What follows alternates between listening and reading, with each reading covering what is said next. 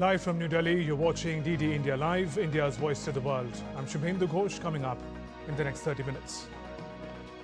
India slams Pakistan Prime Minister Shehbaz Sharif at the UNGA for glorifying terrorism, reiterates that India will make no distinction between terrorists and their sponsors. This assembly witnessed absurd theatrics in the morning from the Prime Minister of Pakistan, who once again glorified terrorism that is so central to their foreign policy. India's External Affairs Minister Dr. S. Jaishankar calls for adherence to international law at BRICS foreign ministers meet in New York to address UN General Assembly today. UN sanctions on Iran loom after UN Security Council rejects last-ditch effort to delay reimposition of sanctions over its nuclear program.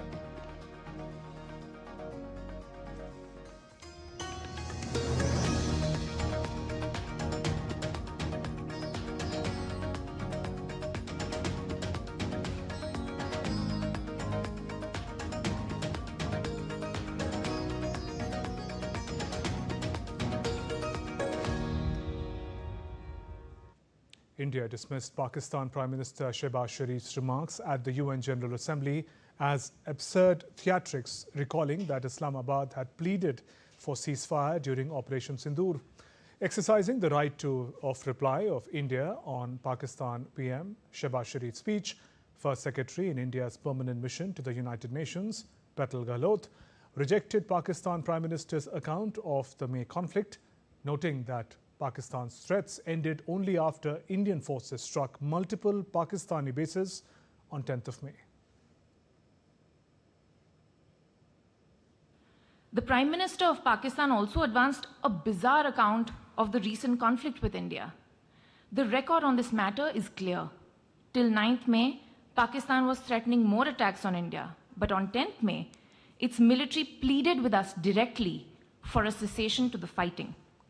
The intervening event was the destruction caused to multiple Pakistani air bases by Indian forces.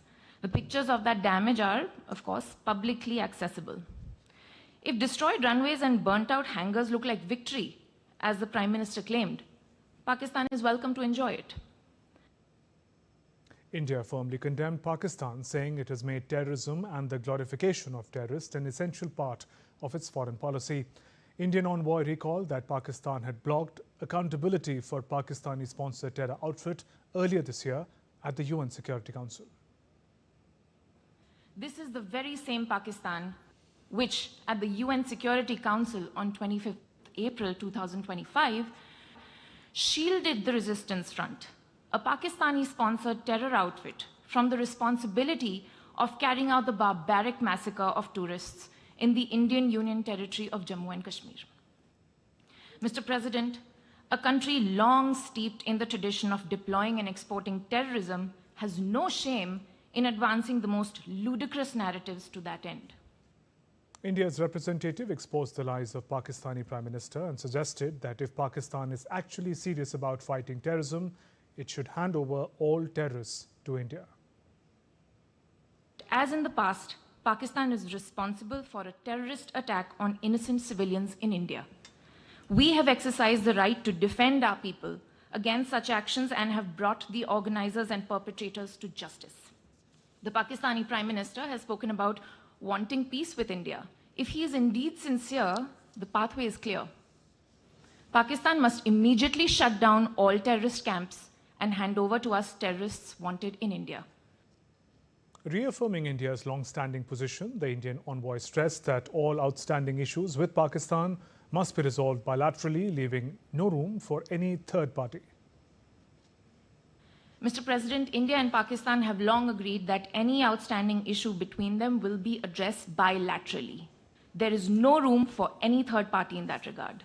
This is our long-standing national position. And concluding with India's firm message on terrorism, the Indian envoy said there must be zero tolerance for terrorism and India will never bow to nuclear threats.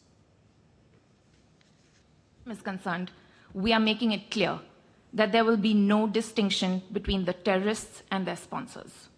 Both will be held accountable. nor will we allow terrorism to be practiced under the cover of a nuclear blackmail. India will never bow to such threats. India's message to the world is clear. There must be zero tolerance for terrorism. Meanwhile, External Affairs Minister S. Jaishankar on Friday convened a high-level meeting of BRICS foreign ministers in New York, using the platform to underscore the bloc's crucial role in promoting multilateralism and advancing constructive global engagement at a time of international uncertainty. The leaders also made strong pitch for the comprehensive reform of the United Nations, especially the Security Council, reiterating support for the aspirations of India and Brazil to assume a larger role. Addressing the meeting, Dr. Jaishankar said, when multilateralism is under stress, BRICS has stood firm as a strong voice of reason and constructive change. The minister underlined that BRICS must reinforce peace-building, dialogue, diplomacy and adherence to international law, particularly at a time when multilateralism is under stress. Calling for institutional reforms, Indian External Affairs Minister said, BRICS must amplify its collective call for a comprehensive reform of the principal organs of United Nations, especially the Security Council. On the economic front, Dr. Jaishankar warned against protectionist trends. He emphasized that technology and innovation would define the next phase of BRICS cooperation. In a significant political endorsement, the ministers extended full support to India's upcoming BRICS chairship in 2026, when it will host the next BRICS summit. The BRICS foreign minister expressed strong condemnation of any acts of terrorism as criminal and unjustifiable, regardless of their motivation, whenever, wherever and by whomsoever committed. The leaders condemned in the strongest terms the terrorist attack in Jammu and Kashmir on 22nd April 2025. They reaffirmed their commitment to combating terrorism in all its forms and manifestations, including the cross-border movement of terrorists, terrorism financing and safe havens. The leaders urged to ensure zero tolerance for terrorism and reject double standards in countering terror. And Minister Dr. S. Jaishankar also attended India, Brazil, South Africa ministers' meeting in New York on Friday. In a social media post, External Affairs Minister says IBSA made a strong call for transformative reform of the UNSC. Discussions also on IBSA Academic Forum, Maritime Exercise, Trust Fund and intra-IBSA trade. He further said IBSA will continue to meet frequently in future as well. In other news, Palestine ambassador to India, Abdullah Abu Shawesh, praised the Indian government led by Prime Minister Narendra Modi and India's foreign ministry for helping the Palestinian people. Abu Shawesh said, Prime Minister Modi is doing a great job and we won't interfere in India's bilateral ties with any other country. India, under the chairmanship of the current Prime Minister, His Excellency Narendra Modi, is doing also great job to the Palestinian people. India is building right now more than one project. One of them is $1 million project, which is a hospital. India, under the chairmanship of the current Prime Minister, is also supporting the UNRWA. We are fully satisfied, and if there is something that we feel we want to discuss it with the Indian government, I can assure you all, the Indian Ministry of Foreign Affairs is 24-hour open to us as Palestinian, and we used to discuss with a full transparency with Indian government all the matters, the related matter between Palestine and India. United Nations sanctions on Iran are set to be reimposed on Saturday after Russian and Chinese Security Council resolution to delay them failed. The Russian and Chinese push to delay the return of sanctions on Iran failed at the 15-member UN Security Council after only 4 countries supported their draft resolution.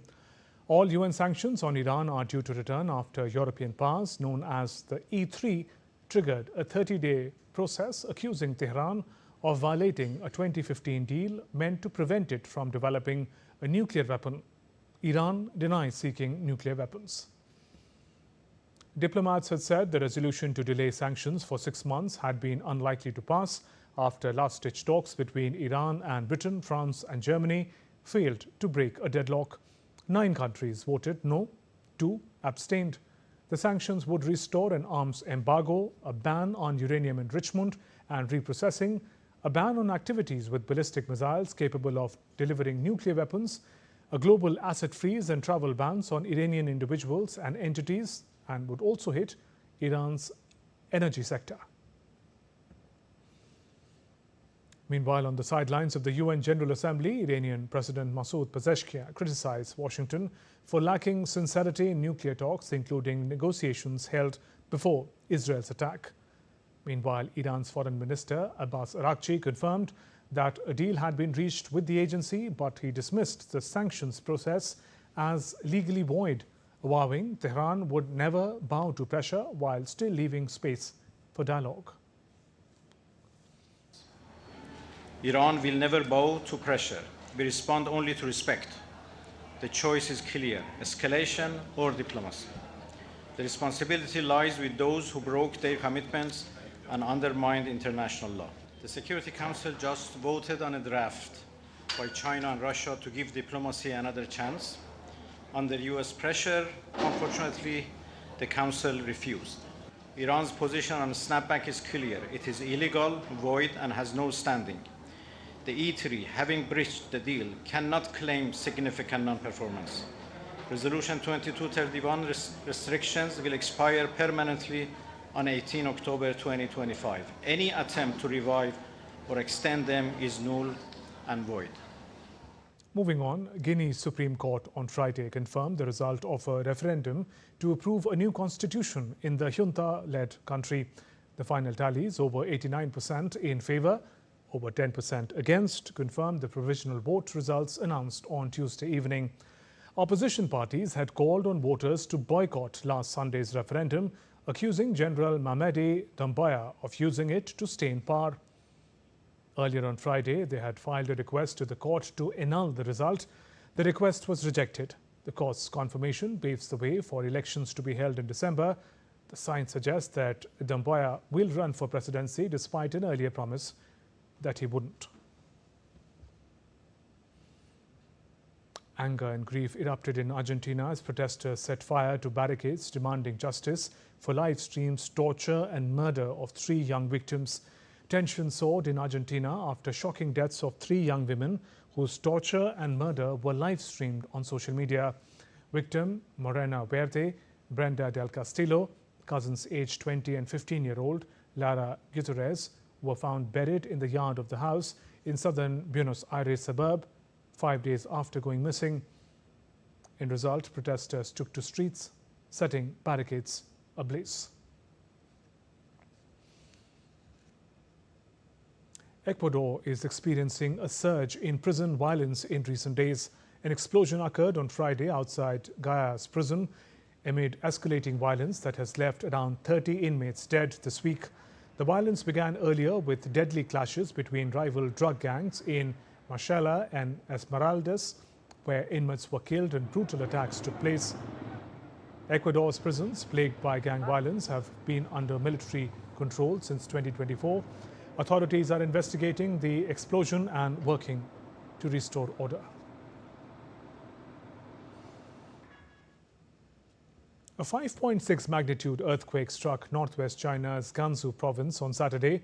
Tremors were strongly felt in several areas. No casualties have been reported so far.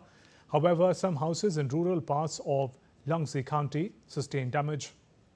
Local fire and rescue authorities quickly dispatched emergency teams and vehicles to assess the situation and assist the affected residents.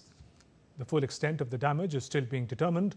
The authorities have launched a Level 3 and Level 4 emergency response and sent a work team to the region to strengthen relief efforts. Tropical storm Boaloy floods several towns as it crossed the central Philippines and southern parts of Luzon Island. The death toll has risen to 10.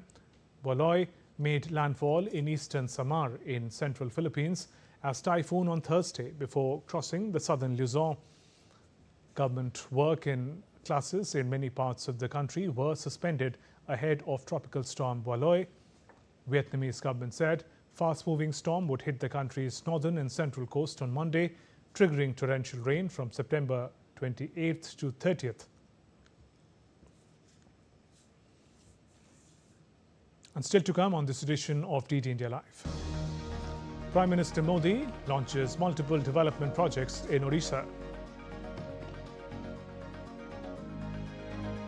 India edge out Sri Lanka in dramatic super finish at the Asia Cup to face Pakistan in the summit clash. And it's World Tourism Day today.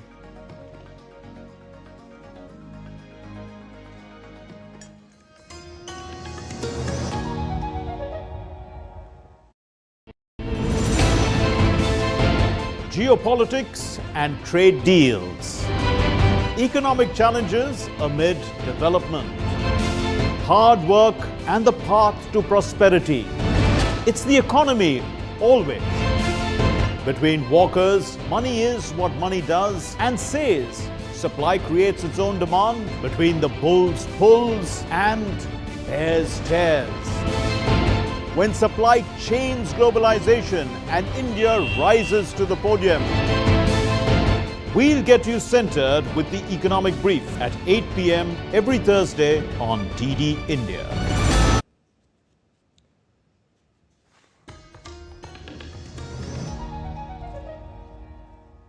Welcome back. You're watching DD India Live. I'm Shubhendu Ghosh. Prime Minister Narendra Modi laid the foundation stone and inaugurated multiple development projects in Odisha today. These projects span across telecommunications, railways, higher education, healthcare, skill development, rural housing sectors, among others. In a major boost to national communication infrastructure, Prime Minister commissioned over 97,000 mobile 4G towers built with indigenous technology. These towers will connect around 26,000 unconnected villages in remote border and left-wing extremism affected areas, serving over 20 lakh new subscribers. Prime Minister also laid the foundation stone and dedicated to the nation important rail projects that will boost connectivity and regional growth. Prime Minister Modi laid the foundation stones for the expansion of 8 IITs, which will create capacity for 10,000 new students over the next 4 years. India is scripting a sporting revolution under Prime Minister Modi's leadership. From record budgets and landmark reforms to historic medal hauls, the nation is on its way to becoming a true multi-sporting powerhouse. Here's how.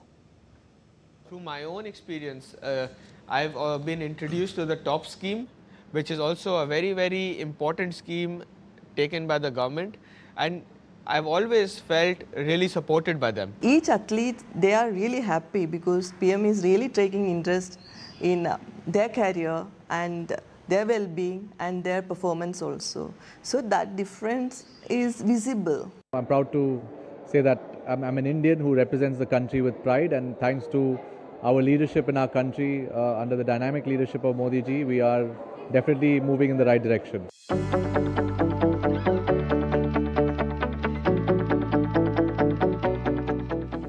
India is leaving no stone unturned to boost sports and encourage the sportsperson to bring laurels for the nation.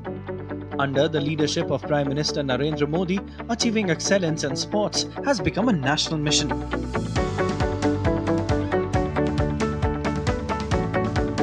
The number stands as a testament to government's sincere efforts. Budget push for sports. The Sports Ministry's annual budget has grown from 466 crore rupees in 2004-05 to a record 3,794 crore rupees in 2025-26. Flagship initiatives. Khelo India scheme. It promotes both mass participation and excellence. It includes annual events like the Khelo India Youth Games, Khelo India University Games, Khelo India Para Games and Khelo India Winter Games. Target Olympic Podium scheme provides financial and training support to elite athletes. Fit India Movement 2019 promotes active lifestyles and healthy habits across the nation. Record performances. The results are there for all to see. India's medal tally jumped from 2 in Rio 2016 to 7 in Tokyo 2020 and 6 in Paris 2024. At the Asian Games, India created history with 107 medals at Hangzhou 2023. From Neeraj Chopra's golden arm to double gold in Chess Olympiad 2024 and the Thomas Cup victory in badminton, India is becoming a multi-sport nation. Major sports reforms in 2025. Sports Governance Bill passed in both Houses of Parliament to ensure transparency, accountability and professionalism in sports administration. National Sports Policy 2025 approved by Union Cabinet to reshape India's sporting landscape and empower citizens through sport. Global engagements and diplomacy. India has also positioned itself as a hub for global sports diplomacy, hosting the IOC session in Mumbai 2023, the Chess Olympiad in Chennai 2022, MotoGP Bharat 2023 and the FIFA Under-17 Women's World Cup in Bhubaneswar 2022. Future aspirations.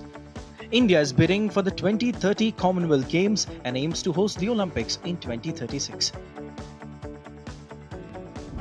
Emotional connect. But beyond policy and numbers, athletes say what matters most is the Prime Minister's personal touch. His meetings, his words of encouragement and his recognition of their achievements have made him a true mentor of Indian sport.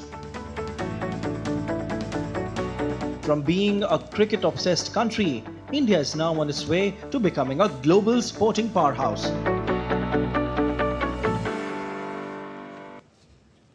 Let's talk about festivities. Today is the 6th day of Sharad Navratri.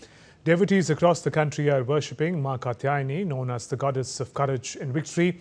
Temples, pandals across the nation are decorated. Cultural programs are being organized as part of the festivities. Kolkata's Kendua Shanti Sangh is celebrating its 53rd anniversary with the theme of mystical endless journey to the goddess in an eco-friendly setting.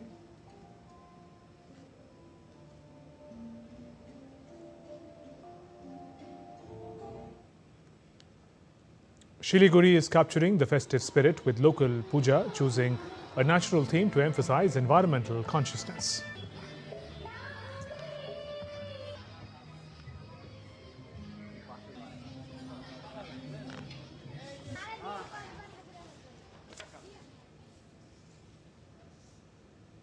Guwahati's Durga Puja celebration beautifully decorated a pandal with unique theme based on a Buddhist temple from Bangkok.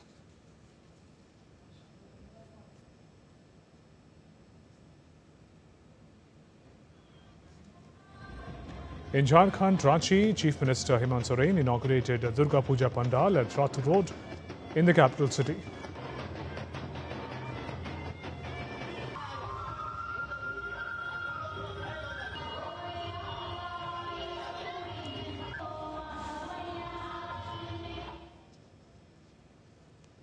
A unique Durga Puja in Takatpur themed around traditional Mayurbhanj Adivasi culture.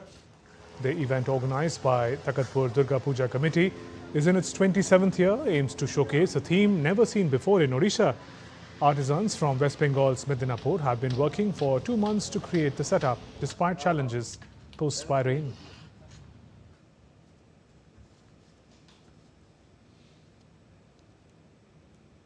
World Tourism Day is being celebrated today under the theme Tourism and Sustainable Transformation.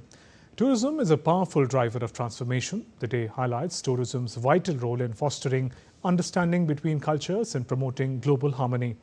DD India's Taposh Bhattacharya gets us more.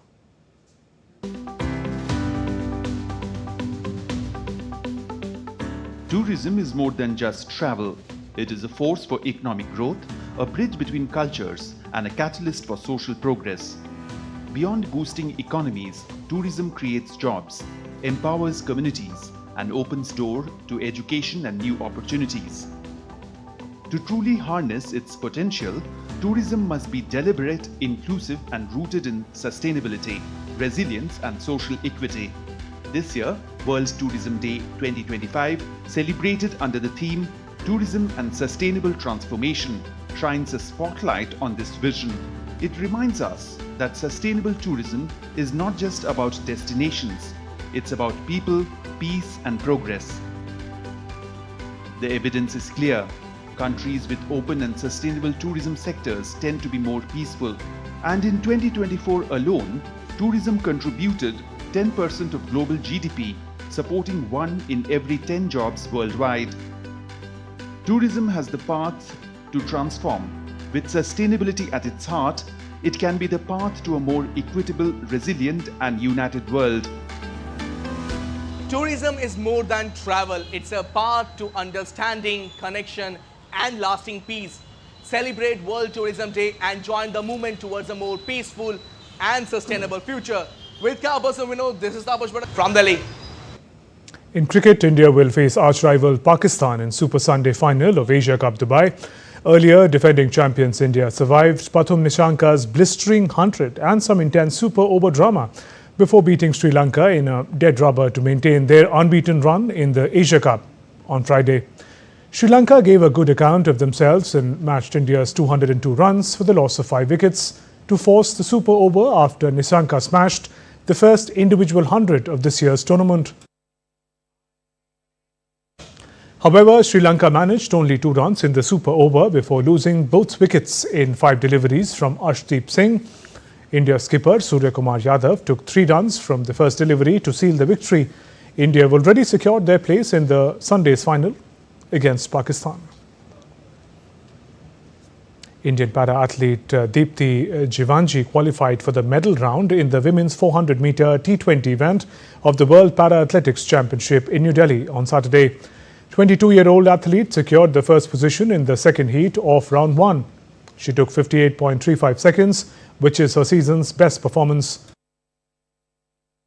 According to the qualification rule, first 3 from each heat will qualify for the medals round. The next 2 fastest runners will also advance to the finals. So, Mayali Minda of Ecuador and Karina Pam of Portugal will compete with the above qualified players for the medals. Polar bears have taken over an abandoned Soviet polar research station on a small island off Russian Arctic.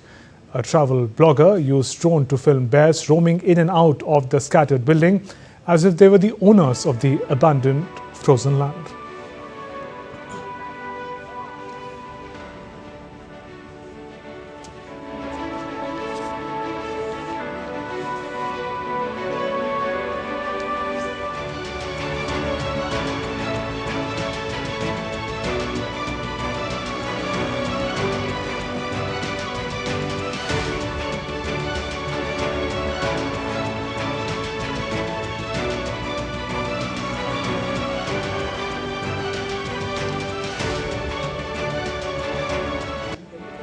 That's all for this edition of DD India Live.